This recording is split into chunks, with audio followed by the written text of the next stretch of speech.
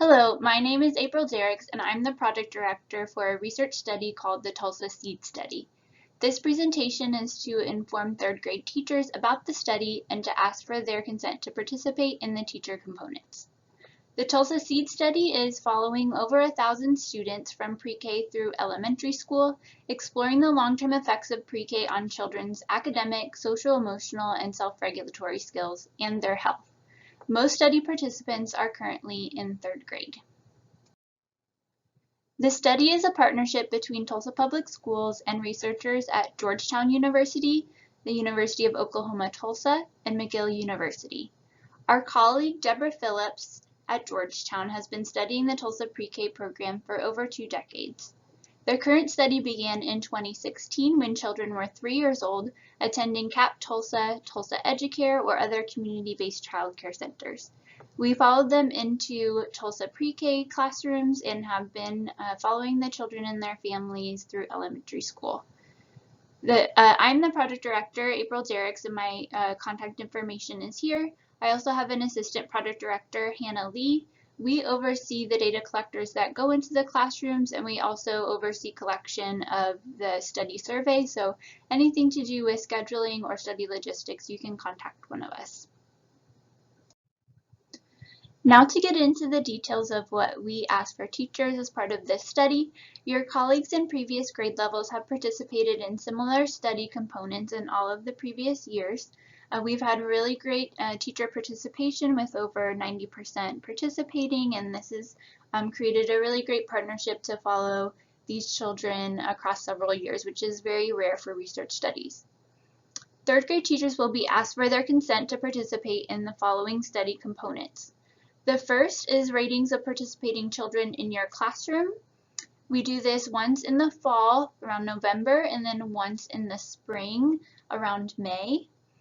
We do this twice per year to look at children's growth, and these items ask about children's social emotional development, their executive function in the classroom, and their interaction with peers. The second piece is a survey of your own background, classroom experiences, and well-being. We collect this in late winter, early spring, so around March or April. It should take less than an hour. It's an online survey, or we can deliver a paper copy to you. We've already submitted and published a few papers about teacher well-being. The third piece is a classroom observation of 4 hours that occurs one day in the winter. In previous years, we've had 2 observers go into the classroom on that one day. Depending on COVID, we may conduct these observations over Zoom instead of in person. So those details are still to be determined before we get to like January to March. We do these classroom observations to be able to look at children's individual classroom experiences, so how they interact with the teacher, with their peers, and with the learning activities. Our team has spent close to 2,000 hours in classrooms over the past 5 years, so we try to capture a typical day, but we've been in a variety of classrooms, and we just enjoy being able to document children's individual experiences. So teachers can earn up to $150 across the year in Target gift cards. So each time that we ask you to complete a survey or for the observation, we follow that up with a Target gift card to compensate you for your time. Next, we want to inform you about direct child assessments that will be happening starting this fall. We're going to begin after September 15th, but it will take our team all the way through November to get around to every school because we do have almost 1,000 participants. Parents of child participants have consented to their child being assessed twice per year by OU research staff at their school. Each seed participant will be assessed on 2 separate days in the fall and in the spring for 30 minutes each day. Given the pandemic, the following safety protocols will be in place and have been approved by the district. All OU research staff will be vaccinated and able to show proof of vaccination. OU research staff will wear masks at all times while inside schools according to TPS expectations. The seed team includes 13 trained assessors who will be assigned to specific schools to limit exposure. So schools with less than 25 seat participants will have the same assessor each day, so it'll just be one of our staff members going to that school. Schools that have a larger number of participants will have the same 2 assessors each day. Participating families will also be given the option to opt out of child assessments if they do not want their child to interact with OU research staff this fall. This fall data point is really important because we were not able to do direct assessments in the spring of first grade or at all in second grade. So this semester is really critical for being able to document how the pandemic and distance learning has impacted children's development.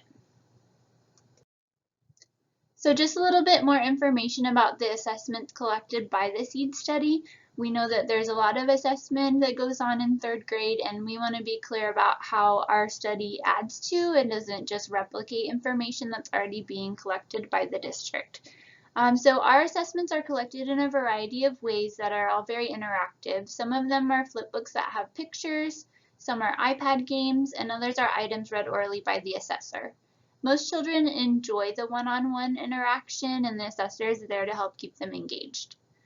Participants have been interacting with our research staff for over 5 years, so even though this may be new information for you, it's very familiar to them, and they've gone through this process 7 or 8 times by now. So what aspects of child development are being assessed? We have some measures of language and literacy and mathematical skills for their academic development. So phonological awareness, vocabulary, sentence comprehension, and word recognition. A lot of those are collected with flipbooks that have interactive pictures.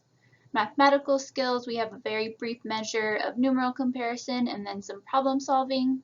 And then a real key component of our study is looking at executive function and those skills that help children be attentive in the classroom and engage with their learning activities. So working memory, inhibitory control, attention, and behavioral regulation. A lot of those measures are collected with an iPad.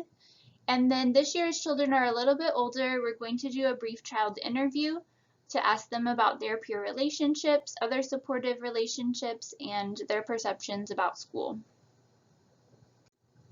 The only thing that we ask of teachers for the assessments is that you help our team to find the correct child and also inform us about any scheduling conflicts.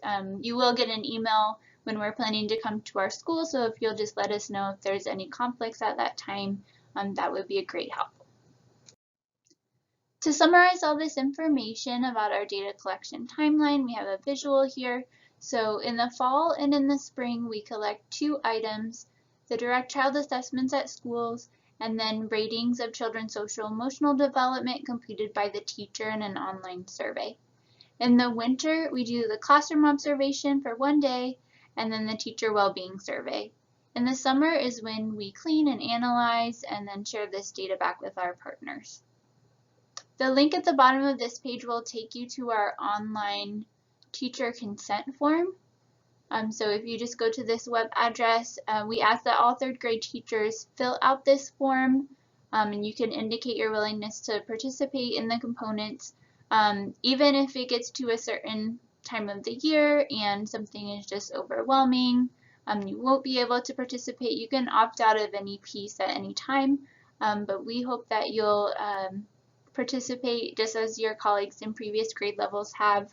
And we do everything we can to help teachers have a little bit more time. We've had staff go in and read to the class or clean the classroom after school just to give teachers that space and time to be able to participate. So again, feel free to reach out to me via email if you have any questions, and we thank you so much for your time.